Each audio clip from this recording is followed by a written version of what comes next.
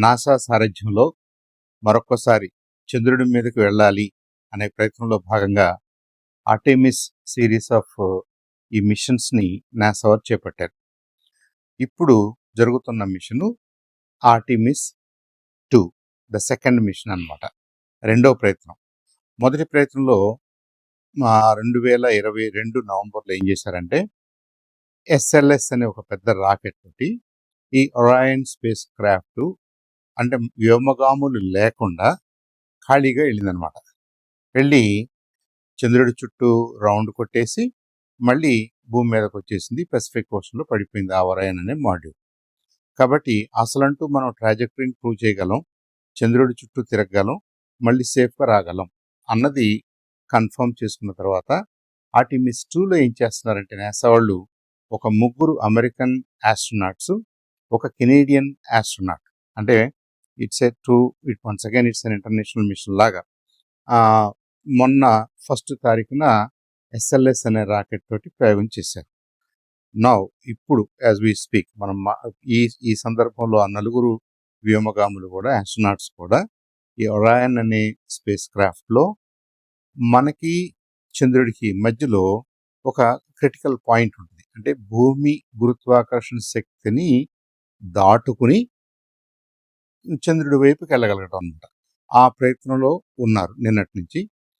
ఇంకా ఇవాళ 4వ తారీఖున కాబట్టి మన భారత కాలమానం ప్రకారంగా 6వ తారీఖున రాత్రి 12 గంటలు ఆ టైంకి చంద్రుడికి అతి సమీపంగా వెళ్తారనమాట వీళ్ళు. ఇప్పుడు కూడా ఈ ఆర్టెమిస్ సెకండ్ ప్రయత్నంలో కూడా చంద్రుడి మీద లాంచ్ అవ్వటం లేదు. ఈ 4 వ్యోమగాములు ఈ స్పేస్ క్రాఫ్ట్ చంద్రుడికి 7,400 కిలోమీటర్ల పాయింట్ వరకు, అంటే అతి దగ్గర ఆర్బిట్ పాయింట్ అనమాట అది. ఆ పాయింట్ వరకు వెళ్ళి చంద్రుడిని చుట్టి మళ్ళీ వెంటనే భూమి వైపు ప్రయాణం చేస్తారు. ఇంకో 4 డేస్లో, అంటే బహుశా 10వ తారీఖు సమ్ టైమ్ 10వ తారీఖున 10th పసిఫిక్ ఓషన్లో స్ప్లాష్ అవుతుంది అనమాట. అంటే ఏం చేస్తున్నారు వీళ్ళు, ఆర్టెమిస్ 2లో ఒక ఎంటీ స్పేస్ క్రాఫ్ట్ కాకుండా ఆస్ట్రోనాట్స్ని తీసుకుని ఆస్ట్రోనాట్స్ 10 రోజుల పాటు ఈ స్పేస్ షిప్లో ఉండటానికి కావలసినటువంటి పరికరాలు అనుకోండి, ఆ ఎన్వైరన్మెంట్ అనుకోండి, వాటన్నిటిని టెస్ట్ చేసుకోవడానికి ఈ మిషన్ జరుగుతుంది. కాబట్టి it's very important mission, very critical mission. యాక్చువల్గా SLS తోటి ఒకేసారి 25 నుంచి 30 టన్నుల కార్గోని తీసుకెళ్ళొచ్చు. ఈసారి అంతగా తీసుకెళ్ళట్లేదు. 4 వ్యోమగాములకు కావాల్సిన 4 ఆస్ట్రోనాట్స్ కావాల్సినటువంటి స్పేసు, లోపల వాళ్ళ ఫుడ్, ఇంకా మిగతా అరేంజ్మెంట్స్ ఎంతైతే అంతవరకు ప్రయత్నం చేస్తున్నారు. So this is very very important international experiment కింద మనం చూడాలి. నాసా వాళ్ళు చేసినప్పటికీ ఎంటైర్ వరల్డ్కి కనిపిస్తుంది, వినిపిస్తుంది. మనం కూడా కొంత దాని గురించి అర్థం చేసుకోవడానికి అవకాశం ఉంటుంది. డెఫినెట్గా మనకి చంద్రయాన్ లాంటి మిషన్స్ కూడా కొన్ని ఇన్పుట్స్ వస్తాయి. అలాగే గగనయాన్ మిషన్ వచ్చేసరికి కొంత మనకు కూడా కొన్ని ఇన్పుట్స్ వస్తాయి. Everybody can learn from such international exercises. కాబట్టి ఆర్టెమిస్ 2 ఘన విజయం సాధించాలని మనందరం కోరుకోవాలి. అయితే 54 సంవత్సరాల తర్వాత అని ఎందుకు మనం అంటున్నాం? 54 సంవత్సరాల తర్వాత ఈ అవసరం ఎందుకు ఏర్పడింది అని అంటే, అప్పట్లో 1960వ దశకం లేదా 70వ దశకాల్లో ప్రధానంగా రష్యన్ బ్లాక్కి, అంటే రష్యా ఫ్రెండ్స్ ఒక బ్లాక్ అనుకుంటే, అమెరికన్ ఫ్రెండ్స్ ఒక బ్లాక్ అనుకుంటే, ఈ రెండింటి మధ్య కోల్డ్ వార్ వాతావరణం ఉందని మనకు తెలుసు. ఈ కోల్డ్ వార్ వాతావరణం నిజంగా స్పేస్ ఎక్స్ప్లోరేషన్కి చాలా పుష్ ఇచ్చింది. ఆ కోల్డ్ వార్ అనేది మనకెవరికి నచ్చకపోయినా, కోల్డ్ వార్ ఎన్వైరన్మెంట్, ఆ పరిస్థితులు ఏమైనాయి అంటే, నీకంటే నేను ఎక్కువ, నాకంటే నువ్వెక్కువ అనే ఒక రేస్ని క్రియేట్ చేసింది. సో రష్యన్స్ యూరి గగారిన్ని స్పేస్లోకి పంపారు కాబట్టి, స్పుత్నిక్ అనే మంచి పవర్ఫుల్ రాకెట్ వాళ్ళ దగ్గర ఉంది కాబట్టి, వాళ్ళు శాటిలైట్స్ పంపిస్తున్నారు కాబట్టి, కొద్దిగా లేటుగా బయలుదేరినా కానీ అమెరికా కూడా అదే స్పిరిట్ తోటి, అంతకంటే మోర్ ఫండింగ్ తోటి వీళ్ళు చాలా కార్యక్రమాలు చేయగలిగారు. NASA spearheaded many programmes. ఆ ప్రోగ్రామ్స్లో భాగమే అప్పట్లో అపోలో మిషన్స్ అన్నమాట. ఆ అపోలో మిషన్స్ ఏమేం చేశారు వాళ్ళు? చంద్రుడి దాకా వెళ్ళగలగటం, చంద్రుడి మీద ల్యాండ్ కాగలగటం, ఇలా రకరకాల ఎక్స్పెరిమెంట్స్ చేశారు. అయితే ఆ అపోలో మిషన్స్కి తర్వాత కోల్డ్ వార్ వాతావరణం లేదు కాబట్టి కొంత స్లో అయినప్పటికీ మళ్ళీ ఇప్పుడు 54 ఏళ్ల తర్వాత ఇప్పుడు టేకప్ చేసిన ఆర్టిమిస్కి ఏంటి ప్రధానంగా డిఫరెన్స్ అంటే, అప్పట్లో అది కటింగ్ ఎడ్జ్ టెక్నాలజీ అనుకుంటే, చాలా ఎక్స్పెన్సివ్ ప్రోగ్రామ్ అనుకుంటే, ఈ రోజుల్లో అంత ఎక్స్పెన్సివ్ కాదు. మనం అంతకంటే క్వాలిటీ ఇన్స్ట్రుమెంట్స్ తోటి, మోర్ రిలయబిలిటీ తోటి ఇప్పుడు స్పేస్ టెక్నాలజీస్ ఉన్నాయి కాబట్టి, ఈ స్పేస్ టెక్నాలజీస్ను వాడి నాసా ఒక లీడర్షిప్ రోల్ ప్లే చేయాలని అనుకుంటుంది. అయితే కొంతమంది అబ్జర్వర్స్ ఏమంటారంటే, ఇప్పుడు చైనా ముందుకెళ్ళిపోతుందేమో, కాబట్టి చైనాతో పోలిస్తే మనం వెనకబడిపోతున్నామేమో అనే భావన అమెరికన్స్ని కూడా కొంత అది ట్రిగర్ చేస్తుంది. కాబట్టి దాన్ని ఫేస్ చేయడానికి కూడా మరొకసారి ఈ స్పేస్ రేస్లోకి అమెరికా వచ్చిందేమో అనేది చాలామంది అనలిస్ట్ అభిప్రాయం. అయితే ఇక్కడ మనం గమనించాల్సింది ఏంటంటే, కారణం ఏదైనప్పటికీ స్పేస్ ఎక్స్ప్లోరేషన్ అనేది ఎవెన్చువల్గా హ్యుమానిటీకి పనికొచ్చే అంశం. టెక్నాలజీ బేస్ని పెంచడానికి పనికొస్తుంది.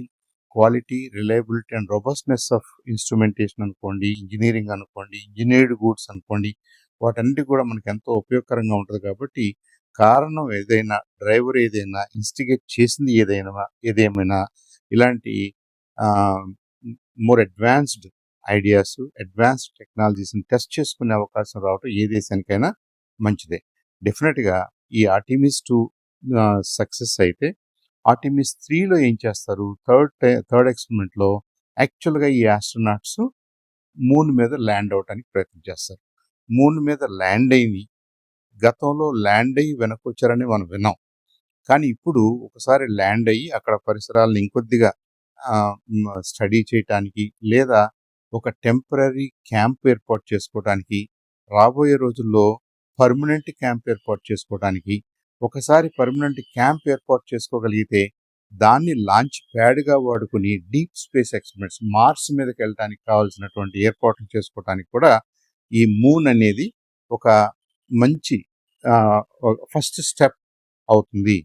డైరెక్ట్గా ఎర్త్ నుంచి అంత మెటీరియల్ని లిఫ్ట్ చేసి డైరెక్ట్గా మీరు మార్స్ దగ్గరికి వెళ్ళటం అనేది చాలా కష్టమైనది పని. కాబట్టి ఒక పాయింట్లో మనం ఒక కొంత ఎఫర్ట్ తోటి మనం మూన్ మీదకి వెళ్తాం.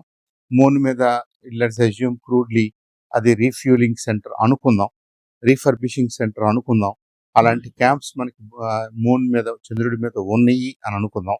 అక్కడి నుంచి మళ్ళీ మీరు మార్స్ దగ్గరికి వెళ్ళడానికో ఇంకేదైనా డీప్ స్పేస్ ఎక్స్పెరిమెంట్స్ చేసుకోవడానికి అవకాశం ఉంటుంది అనే నమ్మకంతో ఈ కార్యక్రమాలన్నీ జరుగుతున్నాయి అన్నమాట.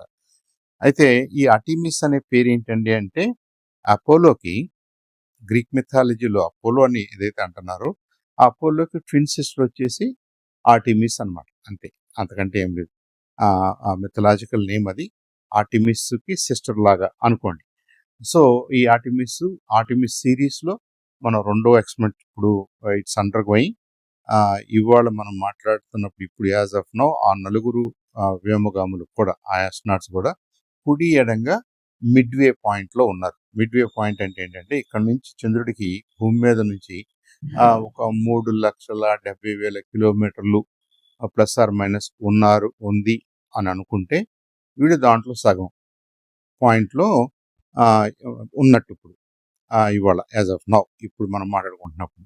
సో అలా వెళ్ళి ఇంకొక 3 days తర్వాత, 3 days కూడా కాదు, ఇవాళ 4వ తారీఖు కాబట్టి 5, 6, 6వ తారీఖు మిడ్-నైట్ కల్లా వీళ్ళు 7,400 కిలోమీటర్లు అనే ఒక పాయింట్కి, ఒక ఎలిప్టికల్ పాయింట్లో అతి దగ్గర పాయింట్ 7,400 కిలోమీటర్ల దూరంలో ఉంటుంది.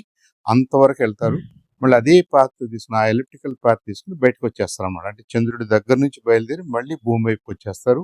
ఈసారి చంద్రుడి దగ్గర నుంచి భూమి వైపుకి వచ్చే క్రమంలో అది ఏదన్నా ప్రొపల్షన్తో కానీ ఇంకోటి ఏదన్నా ఫెయిల్ అయినా కానీ ఆ క్యాటపుల్ట్ ఎఫెక్ట్ వల్ల ఆటోమేటిక్గా గైడ్ చేసుకుంటూ భూమి మీదకి వచ్చేంత సేఫ్టీ మెకానిజమ్స్ ఉన్నాయి. కాబట్టి it's a good machine.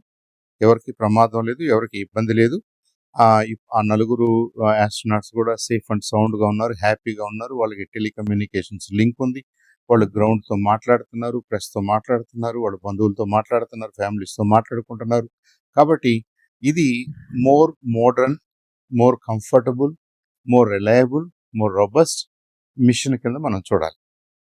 So let us wish them all the best, not only for NASA, not only for those astronauts.